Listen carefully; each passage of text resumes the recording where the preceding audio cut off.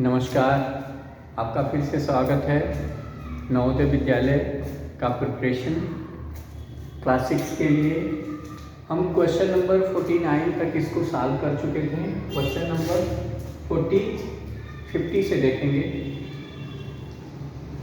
7 आदमी किसी काम को 12 दिन में करते हैं तो उसी काम को 4 दिन में करने के लिए उसे कितने आदमी की जरूरत होगी। तो सबसे पहले हम 7 को 12 से गुणा करेंगे। क्या करेंगे? यानी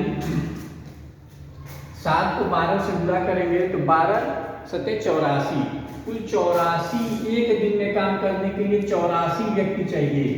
लेकिन 4 दिन में काम करना है तो फिर 4 से डिवाइड करेंगे तो क्या हो जाएगा? 21 दिन। यानी इसका राइट आंसर जो होगा वो 21 दिन आ जाएगा। ठीक है, समझ में आए तो कमेंट जरूर करिएगा और नहीं समझ में आए तो भी कमेंट जरूर करिए। क्वेश्चन नंबर 51, 7, 3 तथा 2 से विभाजित 3 अंकों की सबसे छोटी संख्या के इकाई का अंक होगा। 7, 3, 2 से विभाजित 3 अंकों की सबसे छोटी संख्या का इकाई का अंक क्या होगा? पहले 7 और 3 और 2 से विभाजित होने वाली सबसे छोटी संख्या हम ज्ञात करेंगे। 7, 3, 2 आपस में कटेंगे नहीं, सभी क्या है? अभाज्य संख्याएं हैं तो आपस में पूरा कर लेंगे। 7 3 31, 31 गुना 42, यानी 42 और छोटी से छोटी संख्या है जो 7 3 2 से कटेगा। अब इसमें 42 का मल्टीपल होगा तो 42 में कितने का गुणा करें? 42 गुना 84 होता है, यानी 84 तो होगा नहीं, 3 अंकों का पूछ रहा है। 3 अंकों की सबसे बड़ी छोटी संख्या बताना है। इसमें 3 का गुणा करेंगे तो हो जाएगा 3 गुना 6, 3 चौका 12, 126 हो जाएगा। यानी इसकी इकाई का अंक पूछा है तो इसकी इकाई का अंक 6 हो जाएगा। क्या हो जाएगा? 6 हो जाएगा। ठीक है, अब एक प्रश्न है आपके लिए, इसको बताना है। इसका आंसर क्या होगा इसे कमेंट में बताना है। कमेंट करके इसका आंसर बताएं। तो हम जानते हैं बोर्ड मास का नियम जानते हैं। बोर्ड मास पहले क्या होता है? ब्रैकेट, फिर ऑफ होता है, फिर डिवीजन, फिर मल्टीप्लिकेशन, फिर एडिशन और सब्ट्रैक्शन। तो बोर्ड मास के नियम से हम जब चलेंगे तो पहले हम डिवाइड करते हैं। तो डिवाइड करेंगे तो ये क्या हो जाएगा? 6 + 4 × 3/2 हो जाएगा, -1। ठीक है, अब इसमें मल्टीप्लाई करेंगे तो ये 2 से 2 कट जाएगा। यहाँ पे क्या हो जाएगा? 2 दूना 4, 3 दूना 6, यानी 6 + 6 12। 12 में से 1 घटेगा तो यहाँ 11 बच जाएगा। क्या हो जाएगा? 11। इसका राइट आंसर क्या होगा? 11 आएगा। ठीक है, 50 नंबर 2 का ऑप्शन बी सही है। नीचे एक त्रिभुज के 2 कोणों का माप दिया हुआ है। इन दोनों कोणों का माप दिया हुआ है, तीसरे कोण का माप पूछ रहा है। हम जानते हैं कि किसी त्रिभुज के तीनों अंतों कोणों का योग, इनका जो योग होता है 180 होता है। ठीक है, तो हम इन दोनों का मालूम है, इसका हमें निकालना है। तो हम क्या करेंगे? इन दोनों को जोड़ देंगे। क्या करेंगे? जोड़ देंगे। 2 को जोड़ेंगे तो 95 45 कितना होगा? 140 हो जाएगा। 140, 180 में से 140 घटाएंगे 40 बच जाएगा। इसमें से 40, ये सी सही है। कौन सा ऑप्शन सही है? सी, ऑप्शन नंबर सी सही है। ठीक है,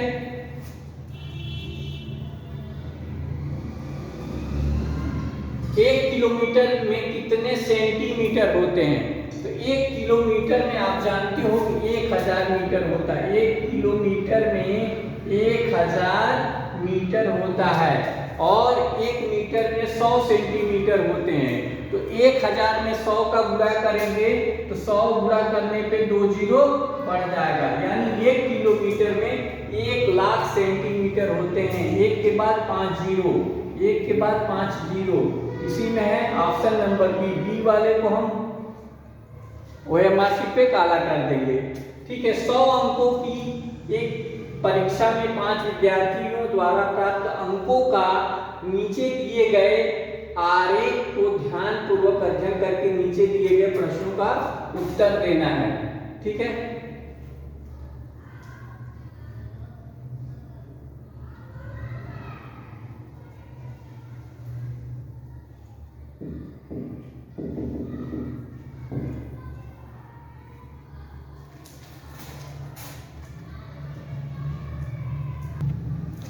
अब देखते हैं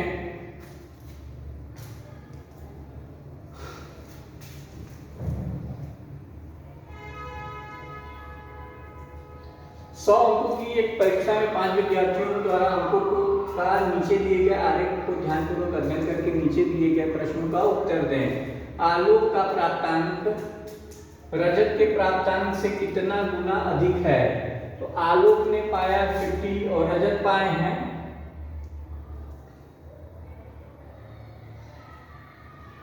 ये रजत का है 20। ठीक है, रजत का है 20। तो आप देख सकते हैं कि यहाँ पे ये 50 का 50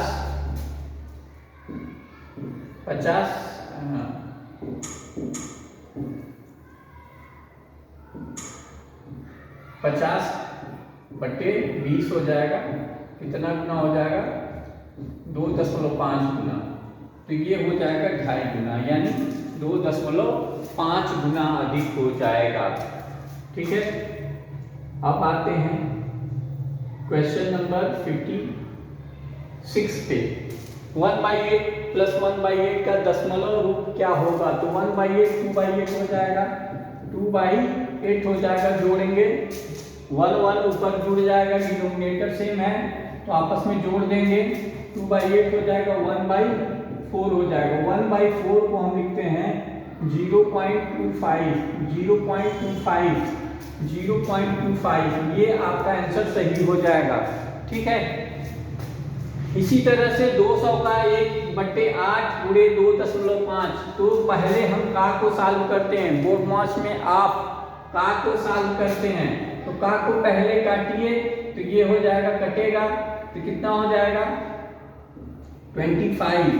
8 से कटेगा तो 25 हो जाएगा और 25 में 2.5 का मल्टीप्लाई करेंगे तो 62.5 हो जाएगा। मल्टीप्लाई करके आप कमेंट बॉक्स में बताएंगे कि इतना आएगा कि नहीं आएगा। ठीक है, तो इसका राइट आंसर जो होगा वो हो जाएगा ए। इसका राइट आंसर जो होगा वो ए हो जाएगा। ठीक है, 62.5 हो जाएगा। अब अगला प्रश्न देखें। निम्न चित्रारेख में एक फल विक्रेता द्वारा 4 दिनों में बेचे गए फलों की संख्या को दर्शाया गया है। एक केला बराबर है 15 दर्जन केले।